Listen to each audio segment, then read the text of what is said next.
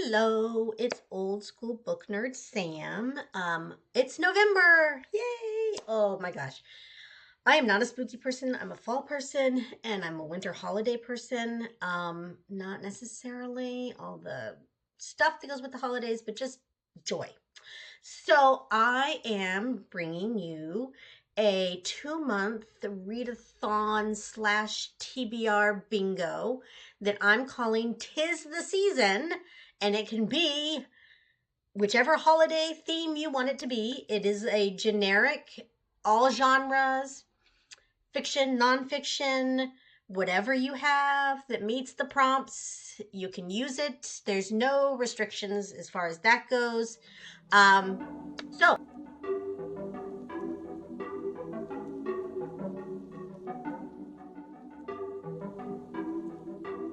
it is going to be a bingo board.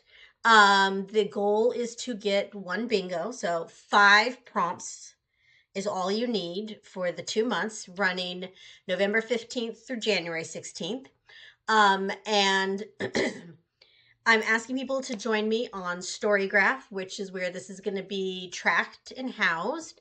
And there's also a group on Storygraph for chatting, as well as to drop book suggestions or just questions or share what you're currently reading. So the links to all of that is down below. But let's look at this bingo board. Okay, so I have posted the bingo board up here. And I'm just going to go through what the prompts are pretty quickly. I'm looking at my computer, so if I'm not looking at the camera, it's not because I don't like you. I love you. It's because I'm looking at the screen here for the bingos. So starting across the top line, book with a blue cover. Self-explanatory, blue on the cover. A book with a wintry word in the title. So that could be snow, cold, dark, white. Just a word that evokes winter in your mind. A book with a character wearing a coat. Again, does not have to be a winter coat, just a character wearing a coat on the cover. A book you describe as cozy. Again, this is your description of cozy. So if you're into horror and there's a cozy horror you want to read, that fits. It's your description of what you decide is a cozy book. A book with magic. Pretty open there. Any system of magic. It could be one character that has magic. It could be magical realism and not like magic. It's your definition of magic. But there just has to be some magical element in the book. Moving to the second line, a book that's been hibernating on your shelf. So this is a book that has been sitting on your TBR shelf for whatever you think a hibernation period is. Could be a week, could be a year, could be 2 years. But this is something that is on your physical shelf. That's the only requirement to it. Next, a book with a hot drink on the cover. Any type of hot drink. It could be a person carrying a hot cup from a cafe and you don't know what's in it, but it's a hot cup. Next, a book with a green cover. Self-explanatory, any shade of green. Then we have a book with a recipe or features baking. So this could actually be a cookbook would count for this. So if you're popping out a cookbook for a family holiday feast, there you go. You've met that prompt. Or it could be like a cozy mystery with baking, or it could be a romance with a chef as one of the characters. Something that features cooking and baking or has a recipe in the back of it. Last on that line is a book with snow on the cover. So that could be like one snowflake, or that could be a pile of snow. It could be a snowman, just snow on the cover. Moving to the third line, I don't know where it is on here, so I'm just going to point. Third line starts with a book with a holiday word in the title. It could be present. It could be gift. It could be dinner. It could be just a word you associate with the holidays. And it could be any holiday, but a word related to a holiday in the cover. In the title. Then we have a book with a white cover. Obviously, not all books. Not books are not going to have a totally white cover, but just white is the prominent color. Right smack in the middle, we have Mood Read. This is basically your free square. And then we have a book with an older main character. Now, what you define as older is up to you. I am in my mid-50s, so someone in their 70s I would consider an older character. But if you're in your 20s, someone in their 40s would be an older character. This is in honor of Santa Claus. And then last on that line is a book with trees on the cover. Any type of tree. Now, obviously, I'm trying to invoke the winter forest with this prompt, but it could be a palm tree. So just a book with trees on the cover. Then moving down to the second to last row, we have a book you were gifted. Now, what you consider how you were gifted something, it could be something a friend loaned you. You can consider checking out a book from the library as a gift, because libraries are gifts. So a book you were gifted. Then we move on to a book with a gold or yellow cover. That's self-evident. A book with short stories or is under 200 pages. So this is for your readers like me who need to throw in some short things there because the big, huge chunkin' tomes doesn't fly for me. So either short stories, it could be an anthology, it could be a single author with several short stories, or a book that's under 200 pages.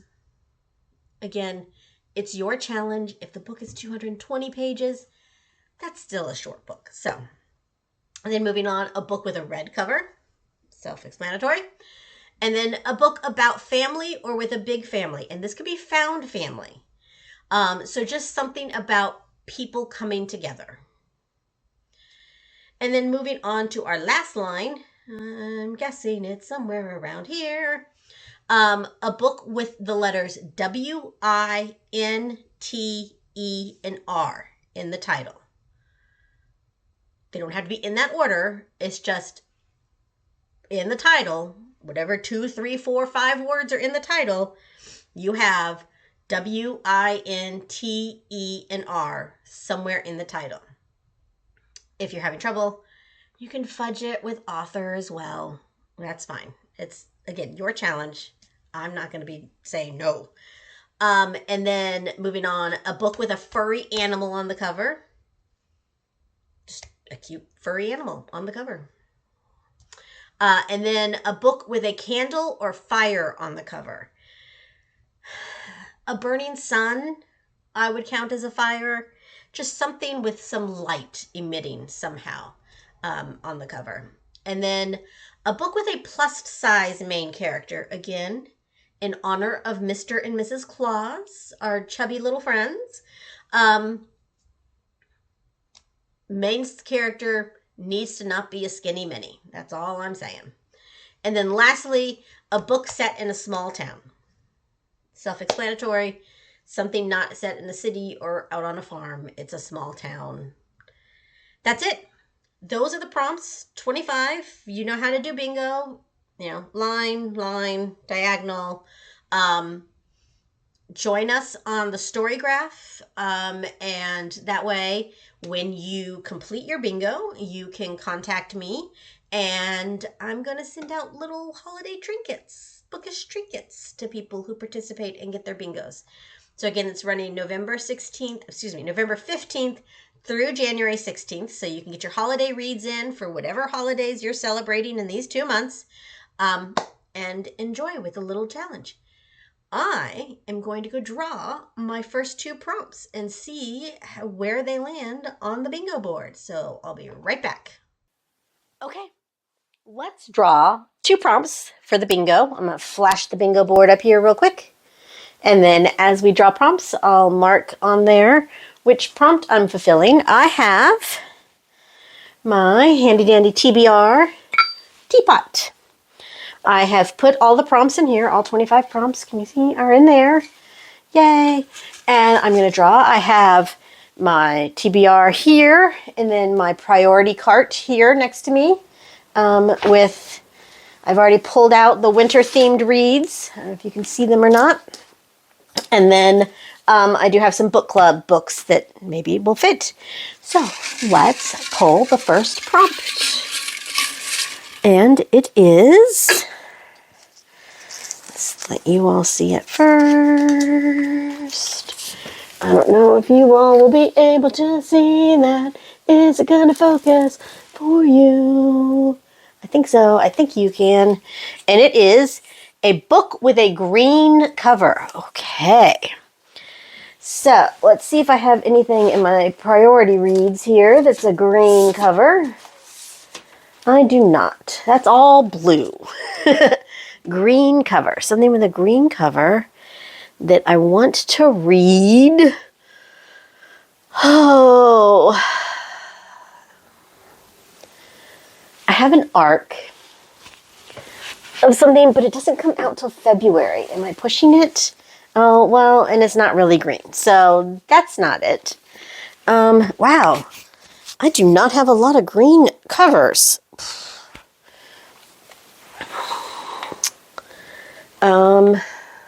Okay, I have a couple romances. So Eloisa James, Not That Duke. We have, now I'm looking at the spines here, so green might not actually be on the cover itself. So let's see, we have, I'm falling into my TBR. Well, I would consider that green. Is This Real or Just Pretend? So another historical rom-com. And then we have, this comes out in January, I think. January or February. Put on the reading glasses. Oh, it comes out in January. So it would fit for the prompt. I mean, it would fit within the timeline. And A Cry for Help by Emily Austin, which her book, Interesting Facts About Space, is one of my all-time favorite books from last year. 5-star read. I'm going to go with this because it's a book that comes out in January, so it fits with the timeline of the challenge, and it's something I'm eagerly anticipating, and I would consider that a green cover. So for our first prompt for a green cover, we're going for Is This a Cry for Help by Emily Austin.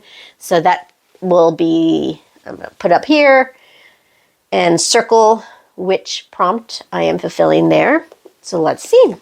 Next up, one more. I'm just drawing 2 at a time. Slow reader, and I've got 2 months to get my bingo in. So let's see our second one. Let's see if maybe one of my 2 book club books for November will fit. Let's see if you all can see it first. Camera, do your thing, and focus, focus. I'm hoping that focuses for you. And a book with a white cover. So apparently I'm doing all the cover prompts. Yes, book with a white cover. That's going to be easy for me. A lot of my nonfiction that I want to read right now has a white cover. That's not really white. That's different. So I have a couple that would count for this. And they are all books I want to read. It's not really white. So here's 3 nonfiction that are predominantly white or white-ish. If you go to a paint store, it would be in the white aisle. So we have Why Fascists Fear Teachers. I come from a family of teachers. My son is a teacher, and I'm definitely Antifa. So that's been, it's a newish book, came out in September. Then we have Invisible ADHD. So obviously the background of this is the white part. It is an arc that comes out or came out. When did it come out? It came out in September as well. And I'm currently, in the process of figuring out if I have ADHD. And this is about, it says, proven mood and life management for smart yet scattered women. So, hello. And then we have The Great Nerve. This was recommended to me by my therapist. Go to therapy. About the polyvagal system and how it affects our mental health. So it's an eeny, meeny, miny, mo on this one. It really is. And I just don't Oh, you know what I'm going to do? I'm going to let dice decide. Do I still have my little dice here? I do. I have a little dice here. And 1, 2, 3, 4, 5, 6. So 1, 2 is Great Nerve. 3, 4 is Invisible ADHD.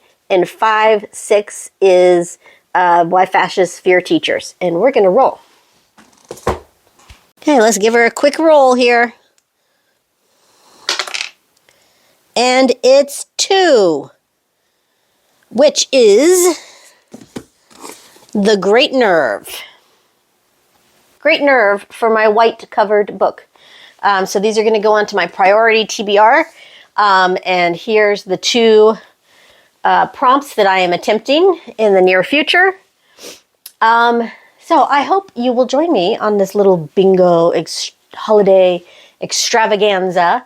Again, links are in the description below. For the Storygraph, there's a link for you to be able to print out your own bingo board.